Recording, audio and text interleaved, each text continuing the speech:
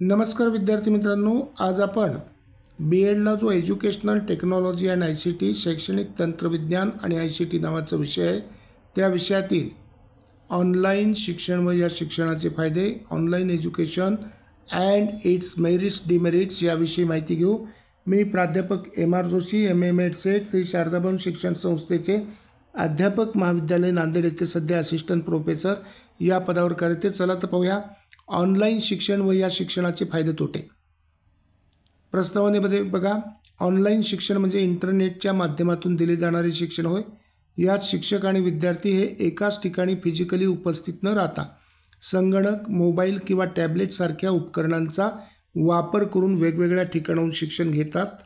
Online शिक्षणामध्ये email, video call, webinar, e learning platforms जसे की Zoom, Google Meet, YouTube, Udemy इत्यादींचा वापर होतो। आता ऑनलाईन शिक्षणाचे फायदे काय ते पाहूया।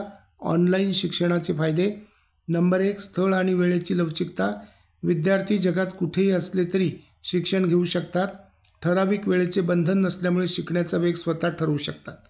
त्याच्यानंतर नंबर 2 म्हणजे प्रवासाचा खर्च आणि वेळ वाचतो। शाळा, महाविद्यालय किंवा शिकवणी वर्गापर्यंत प्रवास करावा लागत नाही। वेळ वाचल्यामुळे इतर उपयुक्त कौशल्ये विद्यार्थ्यांना आत्मसात करता येतात। त्याच्यानंतर तिसरं म्हणजे विविध अभ्यासक्रम सहज उपलब्ध। परदेशातील किंवा तज्ज्ञ संस्थांचे कोर्सेस विद्यार्थ्यांना सहज करता येतात। विविध विषयांसाठी विशिष्ट अभ्यासक्रम उपलब्ध असतात।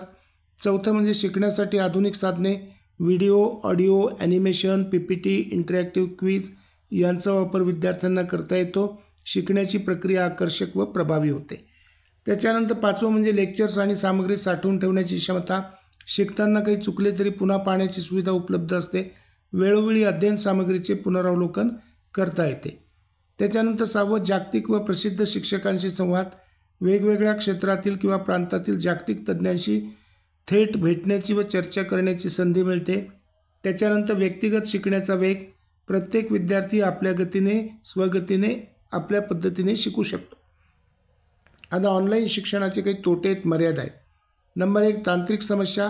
इंटरनेट कनेक्शन अयोग्य असल्यास शिक्षणात अडथळा येतो। हार्डवेअर किंवा सॉफ्टवेअर समस्यांमुळे व्यत्यय येतो। त्याच्यानंतर शिस्तीचा अभाव। वेळेवर शिकण्याची सवय नसल्यास शिक्षणाकडे दुर्लक्ष होऊ शकते। शिक्षकांचा थेट विद्यार्थ्यांवर प्रभाव नसतो। त्याच्यानंतर तिसरं म्हणजे प्रत्यक्ष संवादाचा अभाव। शिक्षक व विद्यार्थ्यांमध्ये प्रत्यक्ष संवाद होत नसल्यामुळे शंका त्वरित सोडविणे कठीण होते। गटचर्चा, प्रात्यक्षिके, शाळेतील सामाजिक सहभाग यामुळे कमी होतो। चौथं म्हणजे आरोग्य समस्यांचा धोका।